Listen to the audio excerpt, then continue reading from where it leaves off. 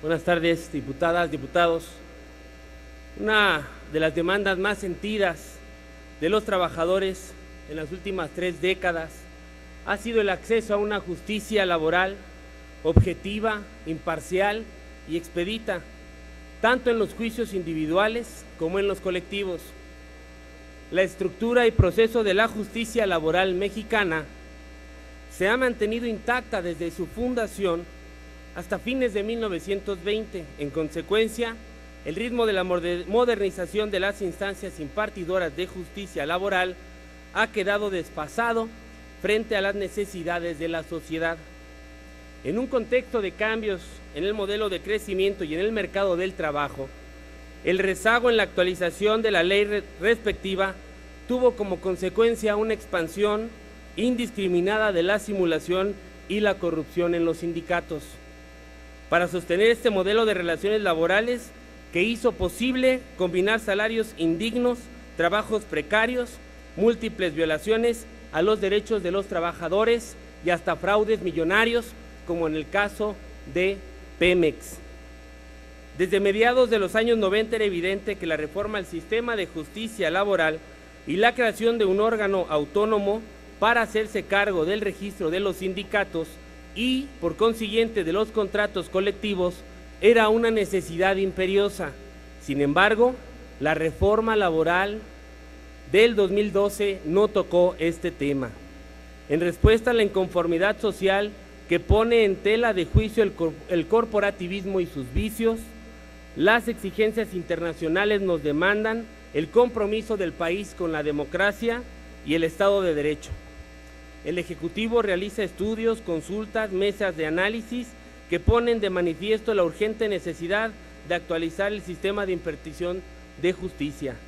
Es bajo esta presión de las organizaciones sindicales democráticas que el Ejecutivo elaboró una iniciativa que presentó el 28 de abril de 2016 a la Cámara de Senadores, con el objeto de consolidar la autonomía y eficiencia en la impartición de justicia, ya que con esto se atiende un reclamo social de primer orden frente a la innegable necesidad de modernización del sistema vigente. Esta reforma propone 3 premisas fundamentales. 1, la impartición de la justicia laboral por órganos del Poder Judicial Federal, local o según corresponda. Replantear la función conciliatoria y centra este cometido en los centros de conciliación, donde se propone una sola etapa procesal en una sola audiencia obligatoria, de manera que resulte eficaz y satisfactoria para las partes. Revisar el sistema de distribución de competencias entre autoridades federales y locales para fortalecer el ejercicio de las libertades de negociación colectiva y de sindicación, por lo que se propone crear un organismo descentralizado de la Administración Pública Federal. Ahora que concluyó este proceso de aprobación en las entidades federativas y se promulgue, el siguiente paso será elaborar y discutir las leyes reglamentarias de la misma.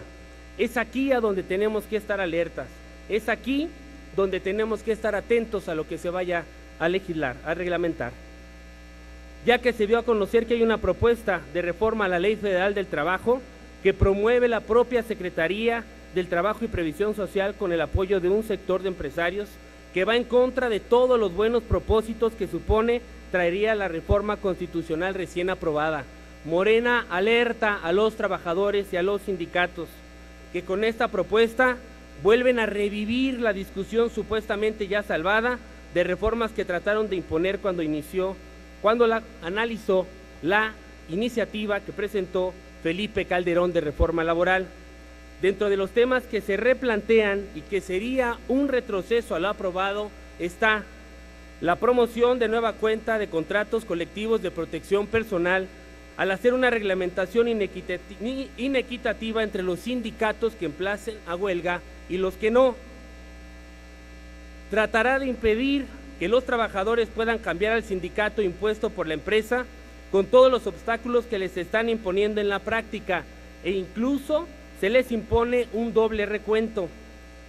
Se va a imposibilitar la contratación colectiva en las pequeñas y medianas empresas que presentan la mayoría en este país y en las que con mayor frecuencia se violan derechos laborales de los trabajadores al incluir requisitos que no se pueden cumplir debido a las mismas condiciones que se tienen en ellas, como lo es la subcontratación, el no estar inscritos en el Seguro Social o donde ni siquiera se les da recibo de pago por su trabajo. De nuevo, se protege a las empresas de subcontratación u outsourcing cuando se señala que deben de considerarse improcedentes las solicitudes de contrato colectivo y emplazamiento a huelga en el caso. Cuando las personas morales no tengan empleados, cuando aún esto la ley vigente no debiera de existir.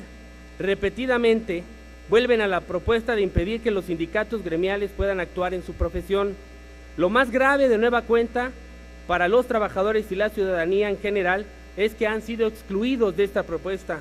Conforme a los convenios laborales de la Organización Internacional del Trabajo, antes de establecerse nuevas políticas que afecten a la clase trabajadora, se debe consultar a los actores o destinatarios afectados, máxime cuando esta reforma es esencial para el futuro del mundo laboral colectivo. Concluyo. Es por esto que en Morena demandamos que este proyecto sea transparentado y se conozca públicamente y se debata de frente con las organizaciones sindicales, al igual que todas las propuestas que se tengan al respecto, y que se analicen y se discutan con un amplio sector del ramo laboral. Exigimos que en esta Cámara asumamos la responsabilidad de llevar la legalidad, transparencia e imparcialidad como la rendición de cuentas y en general la justicia al mundo del trabajo. Hacer lo contrario es caer en simulación y por consiguiente de nueva cuenta traicionar a los trabajadores. Muchas gracias. Gracias, diputado Juárez.